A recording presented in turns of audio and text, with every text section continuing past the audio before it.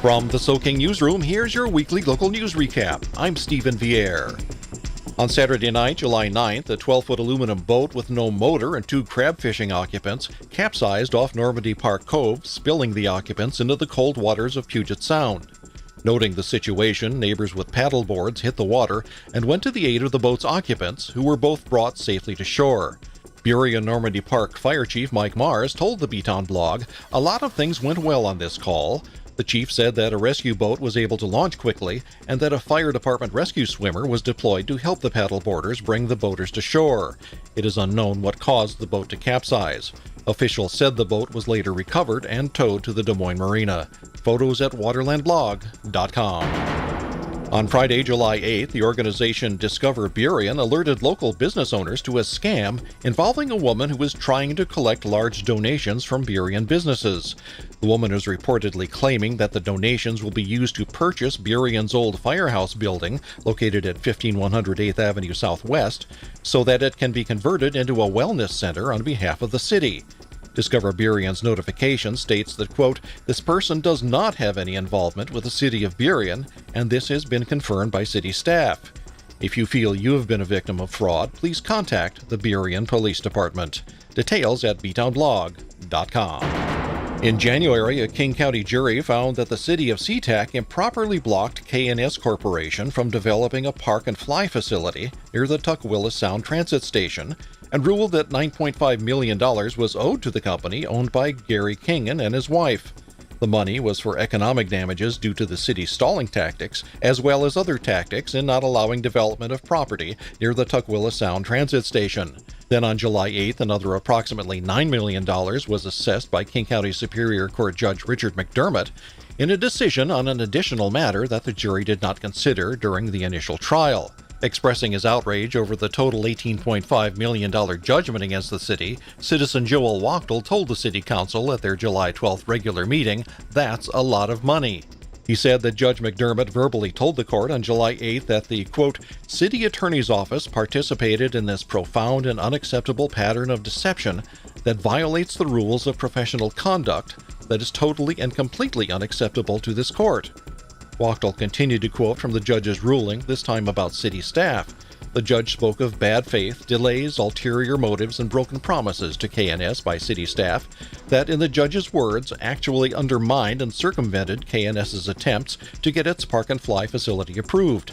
This damaged K&S financially, eventually causing them to lose the property altogether. Wachtel told the council that anyone in city government who had anything to do with issues that led to this civil land use lawsuit that could cost taxpayers over $18 million should immediately be fired. He said that if city council members cannot do that because of, quote, "personal allegiances," then they should resign from office. There were reportedly no takers. The case is certain to be appealed to the city, so judgments will not be owing until a final appeals court ruling is made, perhaps in a year or more. Details at SeaTacBlog.com.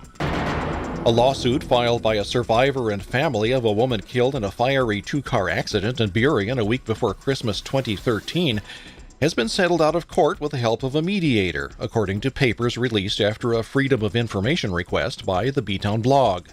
A mediator on January 27th granted $3.5 million to the Snohomish County survivor, Clay Eakin, and the family of his deceased wife, Barbara Eakin. King County and Burien each paid $1.75 million to settle the case, which was later dismissed due to the settlement. The plaintiffs said King County and the city of Burien set the stage for the deadly 2013 crash by failing to block off the end of a dead-end street above State Route 509 where the crash occurred. The suit said that without warning, the Eakins' vehicle was struck on its passenger side by a Chevy Malibu driven by 25-year-old Christopher Whitman, whose car had plowed through the dead end on the roadway above. The suit said the vehicle traveled down the hill and onto the west side of State Route 509, where it, quote, "exploded into the passenger side of the Eakins' vehicle, killing Barbara and severely injuring Clay." Prosecutors claimed that Whitman was impaired by a combination of alcohol and marijuana and was distracted by using a cell phone. He was sentenced to 11 years in prison on charges of vehicular homicide, vehicular assault, and reckless endangerment. Burien annexed the area from the county in 2010, and the original lawsuit said the city should have fixed the problems with the street end, perhaps with the assistance of King County. Details at btownblog.com. There's some pretty beautiful weather out there, but we can't expect a subtle weather system to kind of traverse through the region. We do have a chance of some showers, possibly some thunderstorms Sunday night into Monday morning. But once that's over with, we're basically clear for the rest of the week. Clear skies, temperatures in the mid to upper 70s. Thanks for listening. I'm Chris Gregg, your Puget Sound Weather Geek. Studies show that kids who play an instrument develop stronger communication abilities, have greater brain development, and have a very high graduation rate. But right now, some kids in the Highline School District won't have that opportunity because they simply don't have an instrument. You can help by drinking beer and listening to the blues. The Rotary Club of Des Moines and Normandy Park, Washington proudly presents the 7th annual Poverty Bay Blues and Brews Festival, Saturday, August 27th. This epic blues extravaganza is the prime fundraiser for our Music for Life program, expanding music to youth in our local schools. Enjoy a day filled with local blues together with a variety of fine brews from area breweries. The festival will be located on the shores of Puget Sound at the Des Moines Beach Park. Advance tickets are just $30 and available at drinktomusic.com. Enjoy some blues, drink some brews, and keep music in our schools. That's schools. The 7th annual Poverty Bay Blues and Brews Fest, Des Moines, Washington, Saturday, August 27th. drinktomusic.com. Time now for The Mayne Problem. Commentary from senior writer Jack Mayne. You have a big book that just came in the mail, and you really must read parts of it. That big book is the King County Official Local Voters Pamphlet that is a whopping 108 pages long. So you say, who cares? You should care because what is in it will inform you on who you want to be in charge of your property tax bill and how much that bill might increase. You should care because the people seeking office likely control the health and safety of your family and of your property. For example, on page 94, the Burien and Normandy Park Fire District, Fire Protection District 2, want your approval to authorize a 6-year property tax increase. That same measure failed last year. The voters' pamphlet says the result was cuts in service, so the district's aid car is out of service and fewer firefighters are responding to fires. We recommend you support this minimal tax increase to protect your home and family. Buried in the voters' pamphlet are 16 people who want Senator Patty Murray gone. There are listings and comments from 9 people who want to replace longtime retiring 7th District Congressman Jim McDermott, and 4 people who want Congressman Adam Smith gone. South King County's perennial candidate, Good Space Guy, is amongst the 10 people who want to replace Governor Jay Inslee. A big deal is the Normandy Park levy lift election. On page 89, you can read that it will cost homeowners less than $12 a month to keep the highly prized Normandy Park Police Department at full service. The lift will also let the city continue to maintain its streets. We urge your approval of this important issue. The voters' pamphlet is gigantic and not easy to wade through. It should be modernized and made more available digitally. But until then, it contains important information on the candidates and the issues that will be on your long primary election ballot. Read it and get to know who and what you are voting for. And then vote. In the final take, the Waterland blog is all abuzz about the operator of what became a stranded aerial drone at Des Moines' July 4th fireworks celebration. We can tell you right off that he probably didn't do much celebrating that day. It seems that while crowds were gathering to watch fireworks, a fellow, we'll call him Dan because we don't know his real name, was flying a small drone just inside the entrance to the Des Moines Beach Park. Less than a minute after the drone began flying, it got stuck high in a tree. Dan tried to get it out of the tree under its own power, but without success.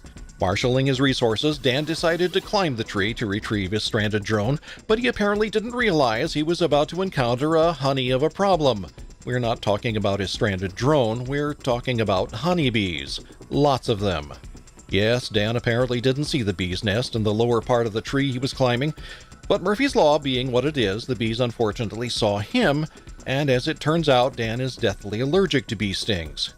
Most people who learn that they are severely allergic to bee stings have at their disposal a small pen-like device that quickly injects a drug like epinephrine into their body to counteract the effects of the bee's toxin. Knowing he is allergic to bee stings, Dan of course has his own device, which he normally carries. But this time it was many blocks away inside his vehicle. Of course, in this sort of situation, time is definitely of the essence. Urgently needing help, Dan approached officers at the Des Moines Police Command Center at the fireworks event and told them that he had been stung numerous times and that he is allergic to bee stings. He told them that he normally carries his life-saving pin, but he didn't have it with him this time. Reacting quickly, police called in emergency aid personnel from South King Fire and Rescue, who gave Dan an antihistamine drug and treated his stings. Dan then showed police and fire personnel where he had encountered the bees, and only then did he reveal that he had been piloting the drone before losing it to the tree. He was told to contact the city to see if they could help him retrieve his drone.